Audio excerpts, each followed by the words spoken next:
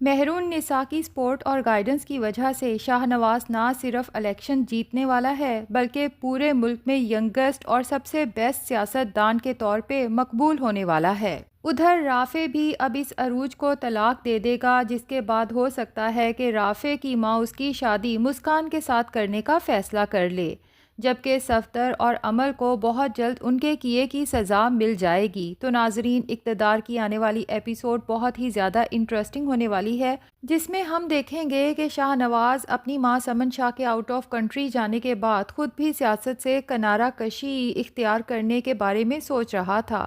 لیکن مہرون نساء شاہ نواز کو ایسا کرنے سے روک دیتی ہے اور اسے احساس دلاتی ہے کہ اب جب کہ لوگوں کو آپ سے بہت امیدیں ہیں، کیونکہ شاہ نواز نے زین کی زندگی میں جو پریس کانفرنس کی تھی اس پہ مہرون نساء کے کہنے پہ وعدہ کیا تھا کہ ان کی سیاسی پارٹی اب غریبوں اور ضرورت مندوں کے لیے کام کرے گی، ان کے لیے سکولز اور ہاسپٹلز بنائے جائیں گے۔ اس کے علاوہ چونکہ کسی بھی ملک کا مستقبل اس کی یوتھ کے ہاتھوں میں ہوتا ہے، تو ہمارے ملک کی یوتھ کی ڈیولپمنٹ پہ خاص طور پہ فوکس کیا جائے گا تاکہ ہماری آنے والی نسلیں صرف اور صرف اپنے ملک کے روشن مستقبل کے لیے کام کر سکیں۔ اب چونکہ ملک کے لوگوں کو شاہ نواز سے بڑی امیدیں ہیں، تو مہرون نساء چاہتی ہے کہ شاہ نواز اپنے کیے ہوئے وعدے پورے کرے۔ دوسری طرف مہرون نساء خود سمن شاہ کے تمام کام سنبھال لیتی ہے، کیونکہ وہ دیکھ رہی تھی کہ سمن شاہ کے آؤٹ آف کنٹری جانے کے بعد شاہ نواز کافی گھبرا گیا تھا کہ سمن شاہ کے جانے کے بعد وہ ان کے کام بھلا کس طرح سے اکیلے سنبھال سکے گا۔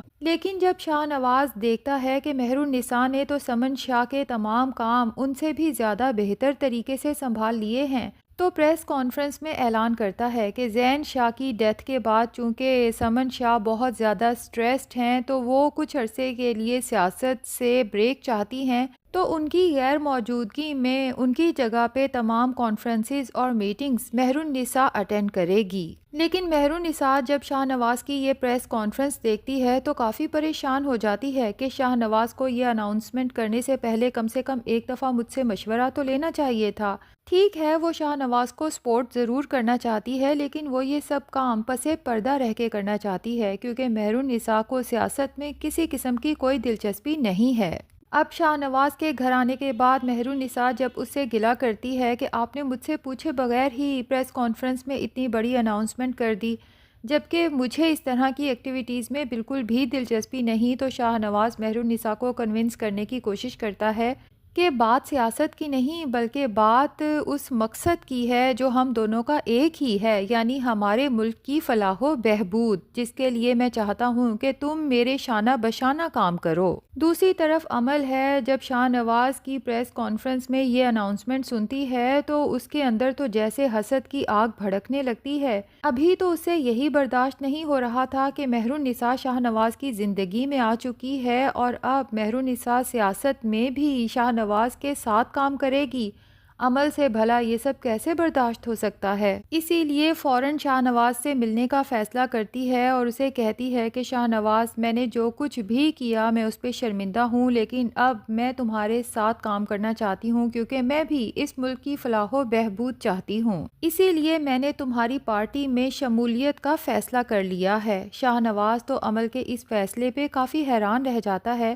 کہ آج سے پہلے تو عمل نے کبھی سیاسی ایکٹیویٹیز میں انوالو ہونے کی بات نہیں کی، لیکن شاہ نواز کو کیا پتا کہ عمل کی انٹینشنز ملک کی فلاح و بہبود کی نہیں بلکہ دراصل شاہ نواز اور مہرون نساء کے رشتے کو خراب کرنے کی ہیں۔ بہرحال شاہ نواز کے کنونس کرنے پہ چونکہ اب مہرون نساء بھی منظر عام پہ آ چکی ہے اور وہ تمام پریس کانفرنسز اور میٹنگز جو پہلے سمن شاہ اٹینڈ کرتی تھی، اب ان کی جگہ پہ مہرون نساء ان سے بھی زیادہ بہتر طریقے سے اٹینڈ کرنے لگی ہے۔ ساتھ ہی شاہ نواز کی الیکشن کمپین کے لیے بھی کام کر رہی ہے، لوگوں کو کنونس کرنے کی کوشش کرتی ہے کہ اگر وہ واقعی اس ملک کا بہتر مستقبل چاہتے ہیں تو اس کے لیے شاہ نواز سے بہتر کوئی سیاست دان نہیں ہو سکتا۔ آپ لوگوں کو صرف ایک دفعہ شاہ نواز پہ مکمل اعتماد کرنا ہوگا، کیونکہ مجھے پورا یقین ہے کہ شاہ نواز ہی وہ لیڈر ہے جو اس ملک کی تقدیر بدلنے کی صلاحیت رکھتا ہے۔ اب مہرون نساء کی الیکشن کمپینز اور کانفرنسز اتنی کامیاب ہوتی ہیں کہ دن بدن شاہ نواز کی مقبولیت میں اضافہ ہوتا چلا جا رہا ہے۔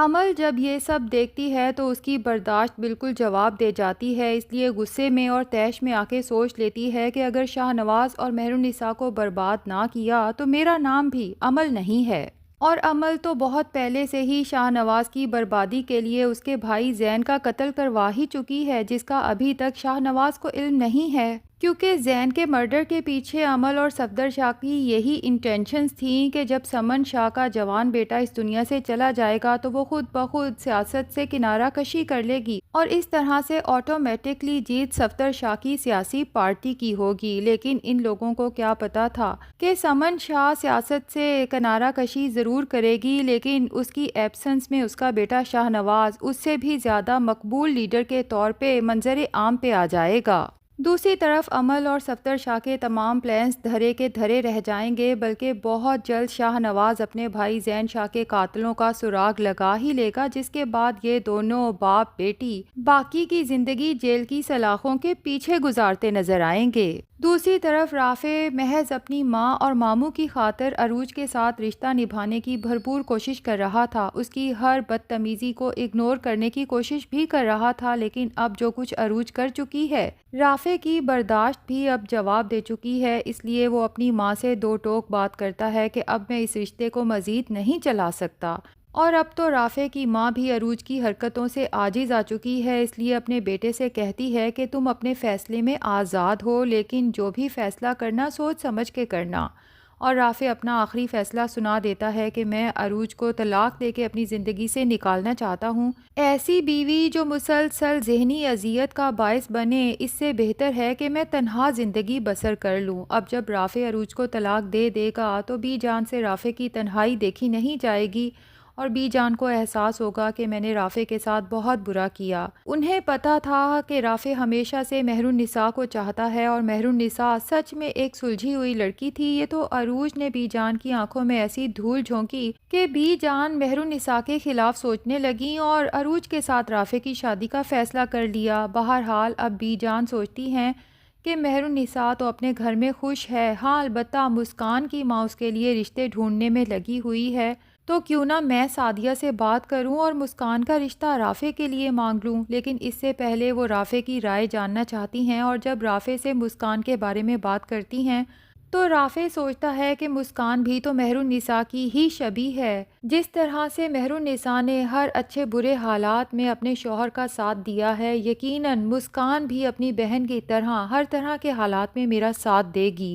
اور میری زندگی اس کے ساتھ بہتر گزر سکتی ہے۔ اس لیے اپنی ماں سے کہے گا کہ آپ ایک دفعہ مسکان کی رائے بھی معلوم کر لیں، اگر اسے طلاق یافتہ لڑکے سے شادی کرنے میں کوئی اعتراض نہیں تو میرے لیے تو اس سے زیادہ خوشی کی کوئی بات نہیں کہ مسکان میری جیون ساتھی بنے۔ اور جب بی جان مسکان سے رافع کے لیے بات کریں گی تو مسکان اس رشتے کے لیے دل و جان سے تیار ہو جائے گی۔ دوسری طرف مہر النساء کو جب یہ سب پتہ چلے گا تو وہ بھی اپنی بہن کے مستقبل کے لیے بہت خوش ہوگی، کیونکہ وہ اچھے سے جانتی ہے کہ رافع ایک بہت ہی اچھا سلجھا ہوا انسان ہے۔ افسوس کہ عروج نے اس کی قدر نہیں کی اور یہ عروج کی ہی بدقسمتی ہے۔ تو ناظرین، آپ میں سے کون کون چاہتا ہے کہ ڈرامے کے اینڈ پہ مسکان اور رافع کی بھی شادی ہو جائے؟ کمنٹ سیکشن میں اپنی رائے کا اظہار ضرور کریں، اور اگر ویڈیو پسند آئی ہے تو لائک اور چینل کو سبسکرائب بھی ضرور کر لیں۔